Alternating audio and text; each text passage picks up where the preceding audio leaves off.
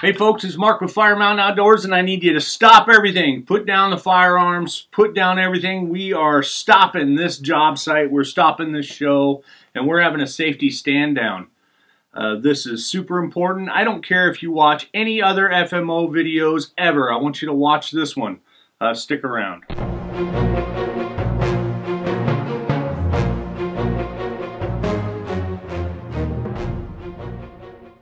So, what's going on? I'm going to tell you what's going on. A horrible, horrible tragedy happened this last week. Two dear friends of mine lost their nephew and their hunting buddy and a good time guy, a young man about 25 years old, had an accidental discharge with a firearm and died as a result. A father lost his son. A mother lost her son. A sister lost her brother, and a whole community grieves. Tragedy struck close to home and close to my heart because of the fact that it involved firearms, which are something that I'm deeply involved in, and the fact that it affected some friends of mine in such a tragic way. I find this very, very important. Listen, every single firearms accident or death could be prevented by following the 4 basic safety rules. We close every single Fire Mountain Outdoors video with the catchphrase, listen, you can't take back a bullet and you never ever want to wish that you could.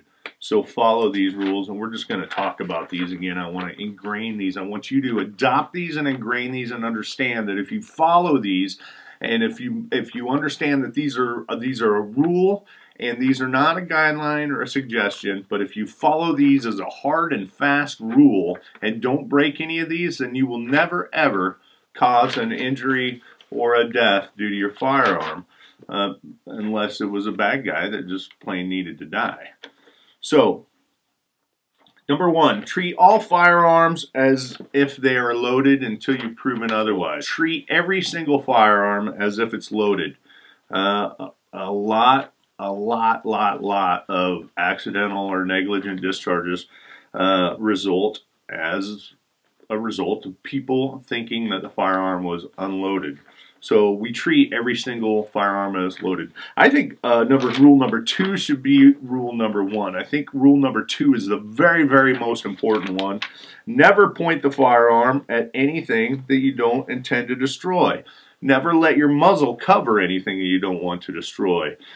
It's super basic, and it's also one of the rules that I see violated most frequently and ignored most frequently. People are not aware of their muzzles. You got to, especially with handguns. Handguns, because they're so short, it's easy to whip them around or turn around. Always, always, always keep your muzzle pointed in a safe direction. And this says point. Talking about muzzle cover, tragedy happened to a very popular school teacher here in Washington State a couple years ago, where he went to go grab a 22 rifle out of his safe, and as he was pulling it out, the trigger caught on something, and it fired and shot him in the chest and killed him. He wasn't pointing the firearm at something he wasn't willing to destroy, but he let the muzzle cover himself as he was pulling that out. Muzzle awareness and muzzle control is paramount. You got to keep your muzzle pointed in a safe direction at all times. Keep your finger off of the trigger until your sights are on target and you are ready to shoot. That's super important. Stay in the habit. Keep your finger out of the trigger guard until you are on target and ready to shoot. You'll see pictures posted up on the internet. Any picture that you see where somebody has their finger on the trigger, look at the comment sections. People are immediately jumping on that, and for good cause. Keep your finger off of the trigger until you're on target and ready to fire. Know your target and what's beyond. Be aware of your backstop. If there is a backstop, if there's not a backstop that's safe, don't shoot. Know what's going to happen if you miss. Know what's going to happen if when the bullet travels through your target and where it's going to land. That's all huge stuff. So know your backstop. Use a backstop that doesn't ricochet, and keep your finger off of the trigger until you're ready to shoot.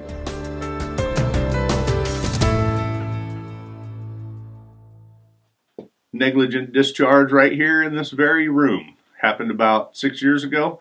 I brought in a 1022 that was previously cleared at the range, took it out of its case, and before I put it in the safe, I cycled the action a couple of times just to make sure that it was clear, and I don't know why to this day I did it, because I usually don't, but I had it, I cycled the action, and then I pulled the trigger before I put it in the safe.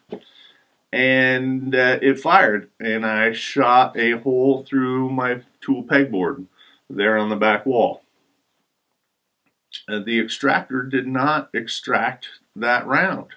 When I cleared it at the range, and when I cleared it by cycling the action, it did not remove the round from the chamber. The round was still in there, and I shot it, and I am grateful that I didn't break number 2 and have that muzzle pointing at somebody or something valuable or something that I wasn't willing to destroy.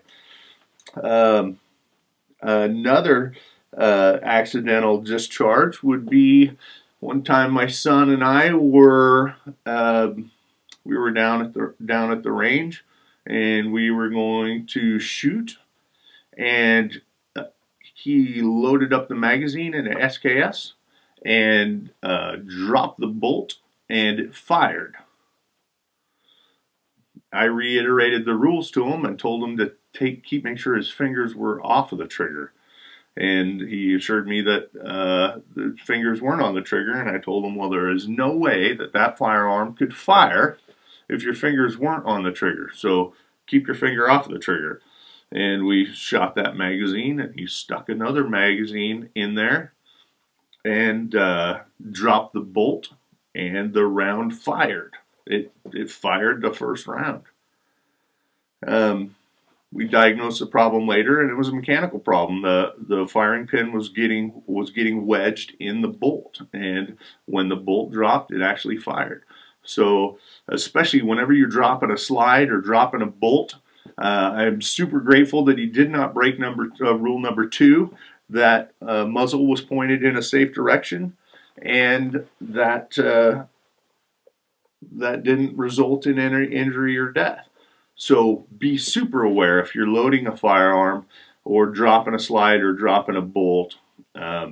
Be super aware at those times, because that was a thing.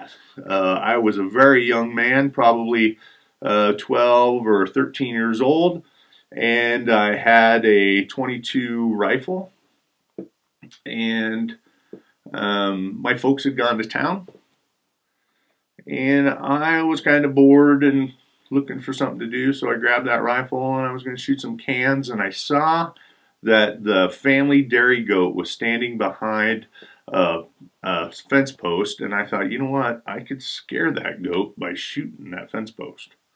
And so I'm going to do that, and I did.